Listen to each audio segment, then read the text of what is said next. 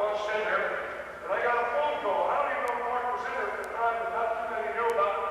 There's two phones, one on my desk and one over the other desk with the other coaches. There was a big long desk up there, and they said there's a call for you on the other phone. So I went over there, I took the phone up, and it was Father Joyce. And he said, this is Father Joyce. I said, hey, Father, how you doing? And he says, fine.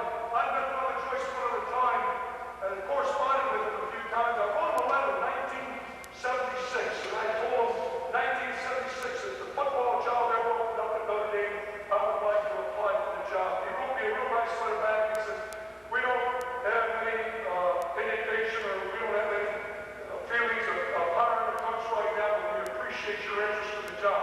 That's the only time I ever said anything. That's the only thing that ever occurred. That was 1976. So anyhow, I get this phone call, and I said, Father, how's it going? He says, fine. He says, I'm going to be in town. He says, if you have some time, I'd like to meet with you. And I says, sure, Father, I'd be more than happy to meet with you. And he said, well, I'll meet you down in Sculptor's Inn. Now it's clearing down in Cincinnati.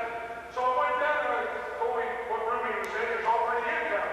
And so I went down. He said he was there for some other reason. I walked in there and sat down with him. And really, it's not the only time I really sat and talked with him. He told me at that time, he says, Jerry says, I'm here for a special reason. And I didn't have any idea why I was down there. Just thought it was because we had so many kids playing the other day, he just wanted to shoot the breeze. And he said, Coach Davey Vine may retire next year because his wife has been very sick. His wife has multiple sclerosis and she was getting worse at that time, and he wanted to take her to a dry climate.